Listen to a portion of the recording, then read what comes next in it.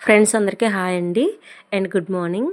ప్రతి ఒక్క స్త్రీమూర్తికి కూడా పొద్దున్నే లేచి వాకిళ్ళు నీట్గా ఊడ్చుకొని వాటర్తో కల్లాపు చల్లుకొని ఒక ముగ్గు పెట్టుకుంటారు కదా. ఎవరు స్టైల్లో వాళ్ళు పెట్టుకుంటారు. నేనైతే ఒక చిన్న ముగ్గు పెట్టుకున్నాను. అలాగే మా ఇంటి ఆవరణంలో ఉన్న కొన్ని చెట్లు తీసానండి. వీడియో క్లిప్ చిన్నది గ్రీనరీగా ఉంది, బాగుందని తీశాను.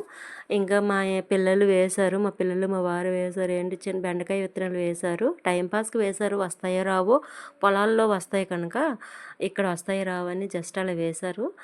వచ్చాయండి, చాలా గ్రీనరీగా ఉందని చిన్న వీడియో క్లిప్ తీసుకున్నాను అనమాట. చాలా బాగుంది. కొత్త వాళ్ళు చూస్తుంటే కనుక నా ఛానల్ని సబ్స్క్రైబ్ చేసుకోండి ఫ్రెండ్స్. ఇంకా నైట్ శనగలు అండ్ కొమ్ము శనగలు నానబెట్టుకున్నాను. పక్కన గ్లాస్లో వాల్నట్ అండ్ బాదం పిక్కలు పిల్లలు నానబెట్టుకున్నారు.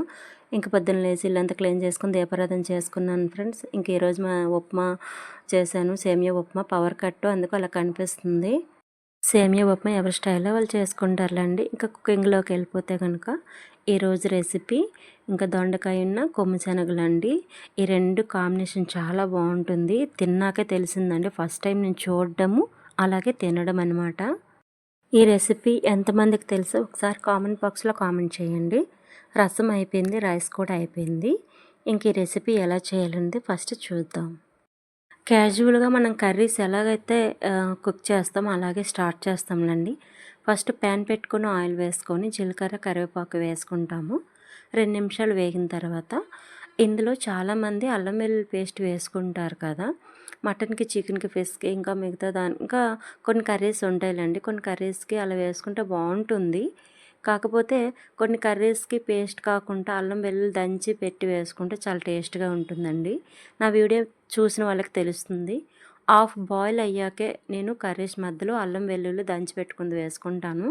చాలా టేస్ట్గా ఉంటుంది. ఒకసారి ట్రై చేయండి. తెలియకున్న వాళ్ళు, తెలిసిన వాళ్ళు కాదు.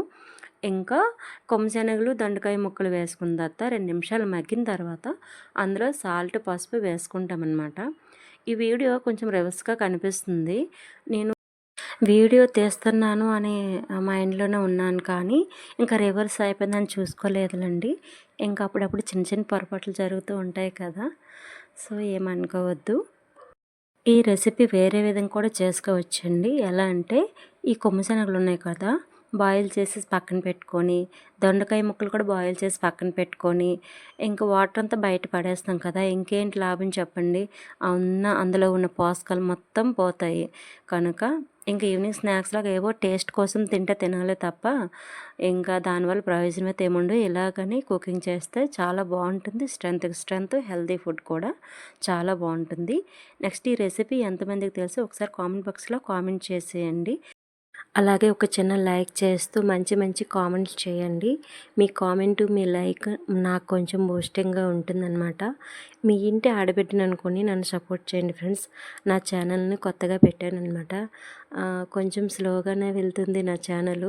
కొత్త వాళ్ళు చూస్తుంటే కనుక ఖచ్చితంగా సపోర్ట్ చేయండి, సబ్స్క్రైబ్ చేసుకోండి, షేర్ చేయండి.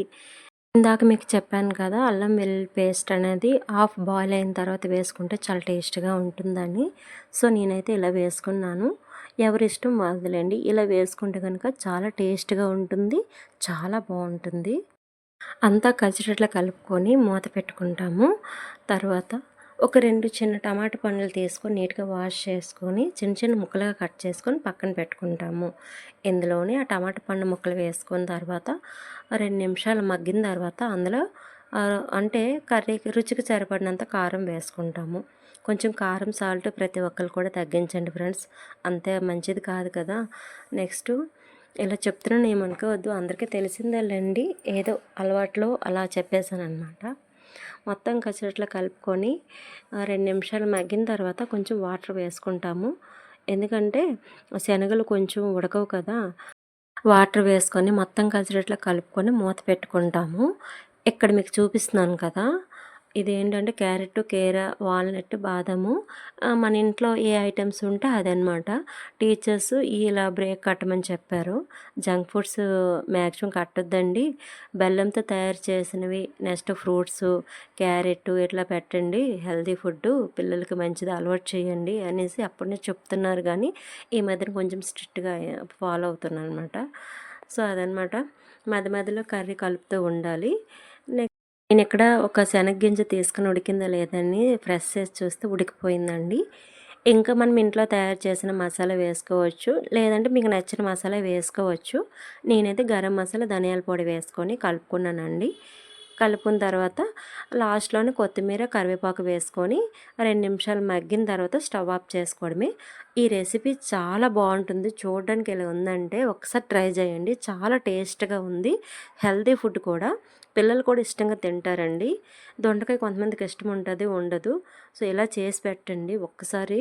చాలా టేస్ట్‌గా ఉంటుంది. రెసిపీ ఎందులోకి బావుంటుందంటే చపాతీలోకి బావుంటుంది, జొన్న రొట్టెలోకి బావుంటుంది, దోసలోకి బావుంటుంది, రైస్‌లోకి కూడా బావుంటుందండి. చాలా బావుంటుంది. నేనైతే రైస్‌తో తిన్నాను. చాలా టేస్ట్‌గా ఉంది.